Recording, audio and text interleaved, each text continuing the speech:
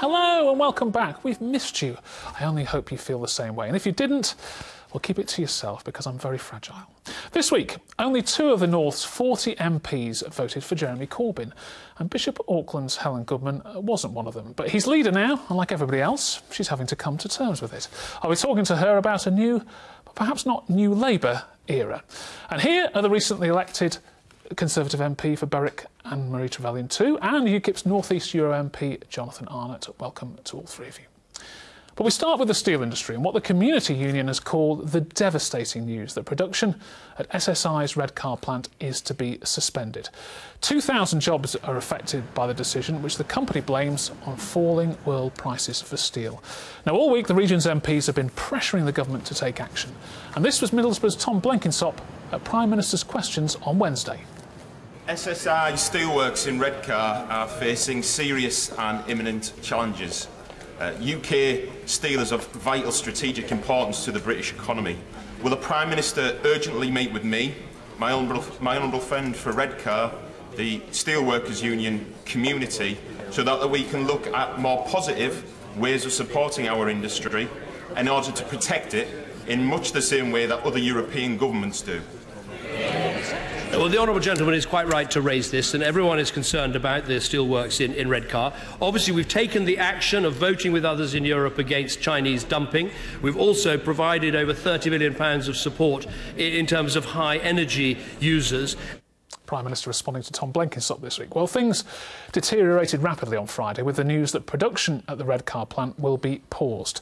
The Minister for the Northern Powerhouse, Stockton's James Wharton, promised the government would do everything it can to support the workforce and their families.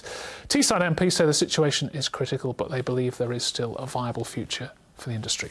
Helen Goodman, all is clearly not lost yet, and I suppose what we want to know, though, is how serious a threat do we think there is to the future of steelmaking on Teesside? Well, I think it's very serious. There are 9,000 jobs at stake here in the North East. I mean, my grandfather worked in the ironworks and I know how badly they'll be feeling. And there are some big problems here. China is dumping on the world market. The pound is very high. That makes it difficult to export. Fuel prices are high. It's a very serious situation. And presumably those sort of factors are very difficult for governments to tackle, aren't they? Well, the Prime Minister needs to send his ministers over to China to talk to the Chinese to get them to stop dumping. I mean, the government thinks that they manage the economy well, but a very high pound that means people can't export isn't that wonderful. And of course, there's an issue about what the support should be for the industry on their fuel prices, which is a big component of their prices. Okay. So there's quite a lot the government can do. Marie Trevelyan, the government has made supportive noises, talked about a steel summit, people talking about things, I suppose, but are you doing enough? Well, I know that both the Prime Minister's words and Anna Soubry, the Minister who's overseeing this part of the industry, are working at full pelt to try and do everything they can. I think Helen raises some absolutely important questions. The issue of the high energy costs has been a problem running for some time. It's something I worked on very hard, battling against EU regulation for the Alcan plant a few years ago. There are plans in place to lift some of the burden, but not until April 2016. And both Labour MPs and the industry, SSI, today have said they need help now and they need those measures brought forward to help energy-intensive industries and cut the fuel bills. Is that something that should be done? Well, I think that's something that we need to be making sure that we're getting right through to the ministers, and they are absolutely, you know, right up there with the industry trying to make progress on it. So we will all, I think, as a region, be pushing to make sure they can do everything they practically can to help. Jonathan Arnott, do you have any sympathy with the government here? This is a problem globally in the industry that's hard for governments to tackle in isolation, isn't it? Well, the bottom line is that the steel industry in Redcar is viable in the long term. We've got to get through this phase at the moment where we've got issues like, you know, high pound, high cost of raw materials, high energy prices, which is actually something that the government could have done more about and should have done more about. So there is a case for helping, for some state aid in the short term to get through that problem, because ultimately, long term, it's viable. And if we allow those jobs to go now, if we allow those skills now to disappear from our economy, then we won't be able to get them back. And Redcar is so desperately needing those jobs. Sure. Now, obviously, you're in Brussels and Strasbourg regularly. I mean, how much of a challenge, a problem, are the state aid rules of the European Union, which a lot of people do think holds back efforts to support an industry like this? Yeah, they're a big problem. I mean, it is possible for the Commission to approve specific proposals, and the rules are very detailed, very complex, and it's a very unwieldy instrument. I mean, to me, it seems ridiculous that we, as the United Kingdom, have to go cap in hand to Brussels to ask for our government to have permission from Brussels to do what we want to. Okay. That's unacceptable in my view. Helen Goodman, and if we go back to when the plant was in trouble last time, mothballed in 2010, it actually wasn't government aid in the end because part of because of the restrictions that Jonathan Arnott talked about. It was a company fortuitously coming in and buying the plant. I mean, that's the realistic, is it? There's only a limited amount the government can do here, and actually it does have to have commitments on making sure that energy use is done responsibly as well. Well, I think it is the government's responsibility to make sure that they do everything they can do, and they have been very slow. I mean, James Wharton didn't even come to the debate. Well, he said he had other meetings. Well, you know, what could be more important than preserving 9,000 jobs in the north east? He would say he was. I mean, it's not here to defend. He would say he has been working and having meetings about that, and in fact, he briefed the Redcar MP ahead of that debate. Well, in my opinion, this is really a very, very urgent problem, and I do not see the sense of urgency from ministers in the way they're tackling this and in what they're doing. I mean, Anne-Marie Trevelyan, briefly, this will be a devastating blow to the Northern Powerhouse if the government is seen to have not done enough here, and that's the accusation. Well, I think, you know, I've had enormous assurances from and from the Chancellor's office that they will do everything they feasibly can to help make sure this is a temporary pause and this doesn't bring down the steel industry at Redcar. Jonathan Arnott, what would UKIP do if you have the chance? Bail out the industry? Well, it's a personal view, but I believe that it's necessary simply because if an industry is viable long-term but not short-term, if you don't help in the short term, then the jobs disappear for the long term, and you've got to take a much more strategic approach. OK, we'll have to leave it there. Sure, we'll come back to it. Now to Labour. And a Cumbrian MP resigned from the shadow cabinet within minutes of Jeremy Corbyn's victory, while another from Tyneside has actually accepted a job in his top team. Others have been appointed to the shadow ministerial post today as well. Now, I've been looking at the party's reaction to their new leadership and at Jeremy Corbyn's plans for our region. Jeremy Corbyn, 251,417 votes. 11:42 last Saturday. Labour's new leader triumphant. A minute later, he gets his first front bench resignation letter from Copeland MP Jamie Reid. But doesn't the Corbyn landslide put him out of step with members? I think the answer to that resoundingly is no. I'm absolutely certain that members of Parliament like me stand for the Labour mainstream in places like Cumbria, like the North East, people who aren't in that metropolitan centre and who require politics done in a different way and who require different political prescriptions than those which are routinely pushed out from the capital. But one person who will serve is Catherine McKinnell, the Newcastle North MP into the top team as Shadow Attorney General. It's an honour to serve in this shadow cabinet. Jeremy was elected with an overwhelming mandate from members of the Labour Party and affiliates and registered supporters, and it's important now that we come together and focus on our real job, which is taking on the government and holding the Tories to account. And of course Corbyn supporters are celebrating. Hundreds were at a party in Newcastle on Friday, including these two, who both put their lives on hold to work on his campaign. They sensed the start of something special. We had a reach on our Facebook page of up to 2 million people. That hasn't just been about the kind of traditional Labour members, that's been about people that have never, ever voted before.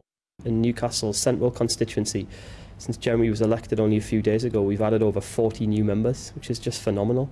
We've had 5 years of coalition austerity that has really hit the northeast of England and Cumbria hard. And I think people want change.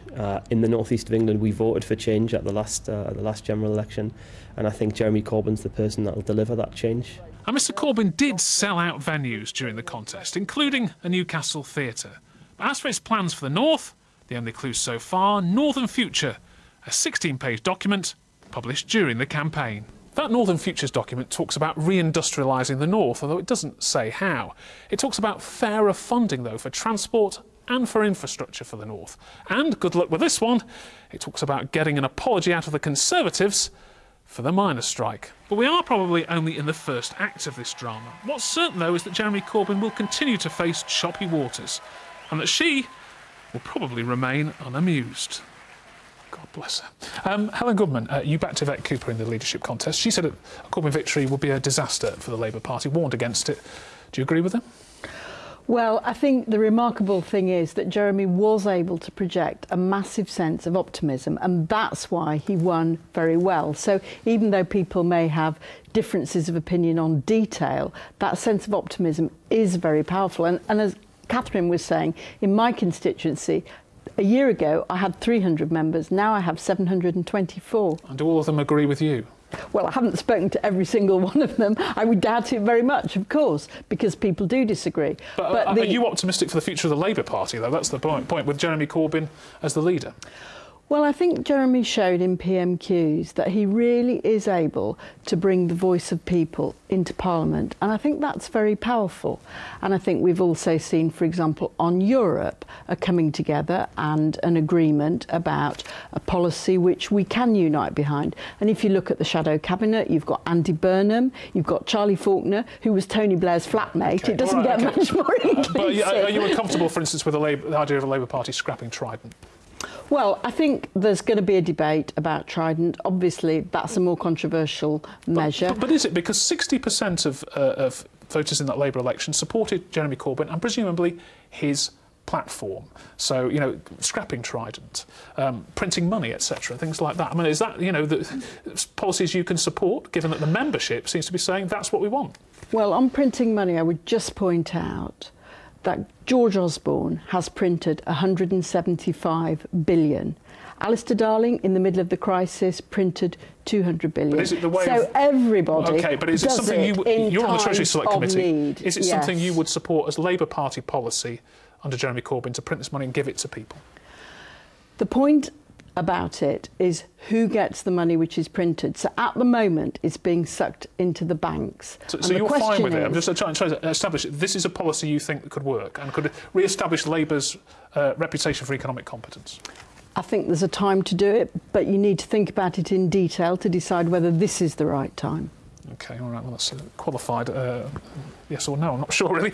Jonathan Arnott, the Corbyn campaign said it was actually getting quite a few UKIP members, particularly on social media, as we heard there. There's a danger here that that sort of more traditional Labour message might peel off some of the people you've been trying to appeal to in the North East and Cumbria.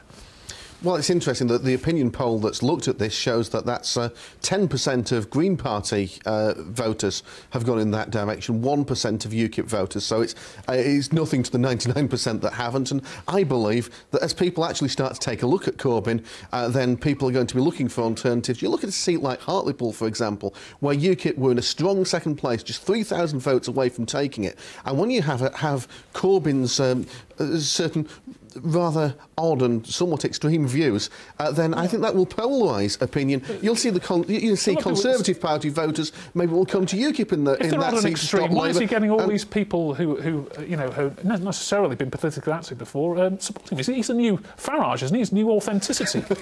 Except, look, he's coming at this from somebody who is trying to make a case to be the next Prime Minister, and he's coming up with idea after idea. He's floating about policy suggestion after policy suggestion without thinking it through, and it's U-turns that it's causing. First of all, Labour are going to cut corporation tax, then they're not. He doesn't sing the national anthem, then he will. He isn't going to give Cameron a blank cheque on Europe, and then he is. Okay. He can't make up his mind what he stands for. Anne-Marie Trevelyan, there's a danger here that actually you as Conservatives get a bit complacent here, write Jeremy Corbyn off, but there is an authenticity and sincerity that's been picked up. That's why it won him the leadership, and it may appeal well beyond just Labour voters.